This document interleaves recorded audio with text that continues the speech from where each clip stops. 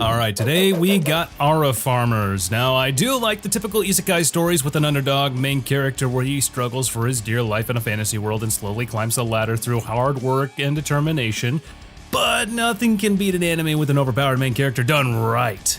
Nothing can be more satisfying than watching these edgelords destroy freaking armies in the most badass ways possible. So today I've got the top 10 Isekai shows with overpowered main characters. So without further delay, let's dive on into this guilty pleasure. To kickstart the list, we got the Master of Ragnarok and Blesser of Inheriar. Unlike the most overpowered protagonists who rely purely on brute force, the main character here uses knowledge as his ultimate weapon. Summoned into a world inspired by Norse mythology, he quickly rises to the power using tactics and technology from modern times. While he doesn't have superhuman strength or godlike magic, his ability to outthink his opponents make him utterly untouchable. His foresight and ability to manipulate politics make him nearly invincible. Not through raw strength, but through sheer intelligence and tactical supremacy. And of course, like any proper overpowered protagonist, the main character isn't just a military genius, cause that would be pretty boring, right? Like who wants an Isekai ripoff of Death Note? Wait, hold on, scratch that, reverse it. That actually sounds pretty good. But anyways, that's not the point. So if having an insane IQ wasn't enough, this guy was blessed with an absurd amount of luck. He amasses an elite group of female warriors who are fiercely loyal to him, effectively making him the leader of a harem army. So yeah, this dude has everything.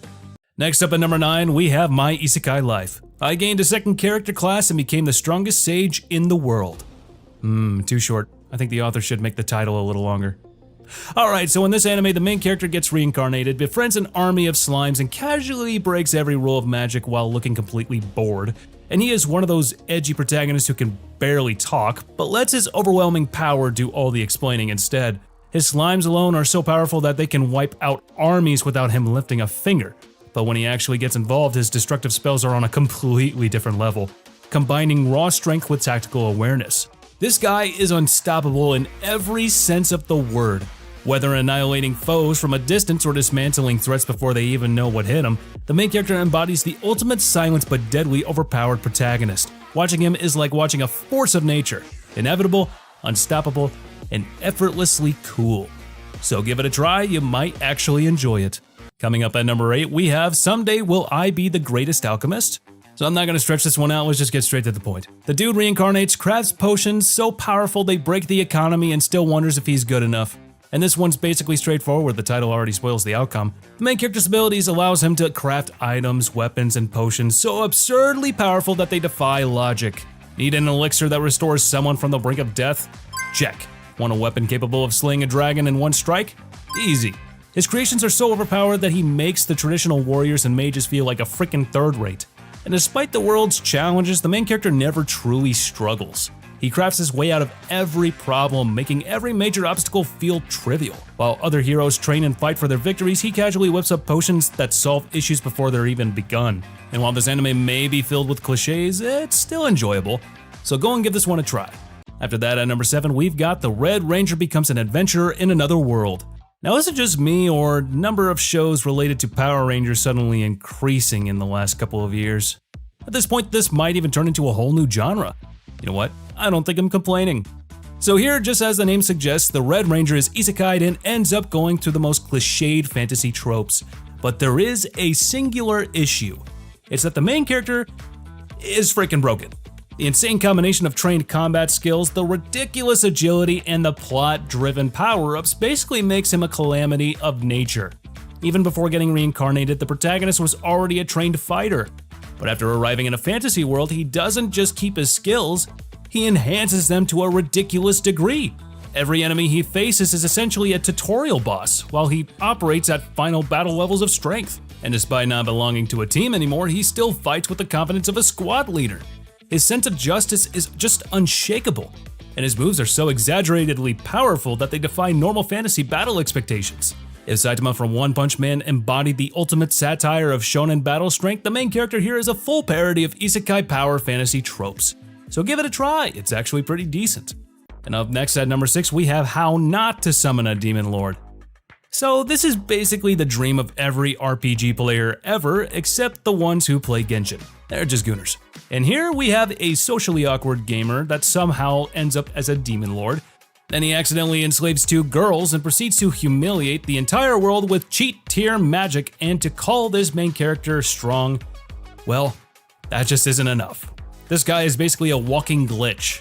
Forget all that leveling up crap, he spawns with maxed out stats, absurd spell casting abilities, and the kind of power up that makes every encounter feel like an endgame boss fight for the other guy.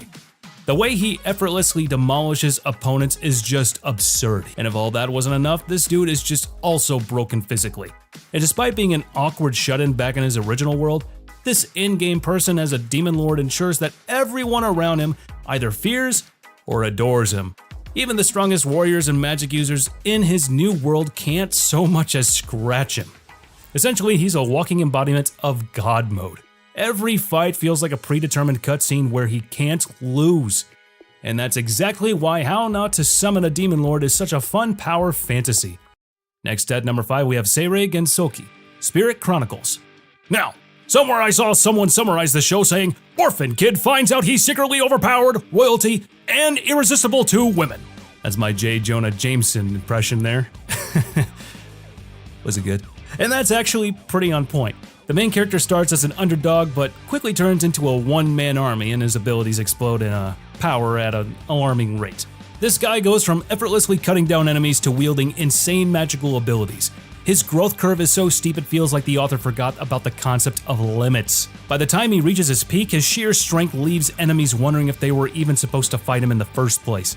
At first he struggles as an orphan, but once he unlocks his latent abilities, he becomes an absolute monster in battle.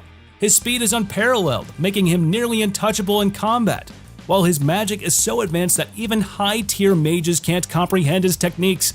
So by the time he fully embraces his true heritage, he takes down legendary beasts and elite warriors like they're nothing. His sheer dominance in combat makes any supposed threat feel like a minor inconvenience. So want to watch a fun power fantasy? This is the one. Then at number 4, we have the world's finest assassin gets reincarnated in another world as an aristocrat. Now tell me, what's the point of having trailers and recaps when the frickin' title spoils the entire premise? You know what? Screw it, I'm gonna do it anyways. So here a legendary hitman dies. Go figure. Gets reincarnated. And turns his new life into a speedrun of assassination world records. Well, that one wasn't really in the title. And this dude is a man designed to be the ultimate executioner.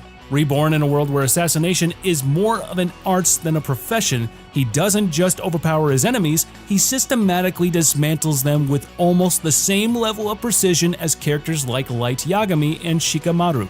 Unlike many overpowered protagonists who rely on brute force, the main character combines strategy, magic, and an intellect that makes his approach terrifyingly efficient, making him one of the deadliest reincarnated assassins in anime.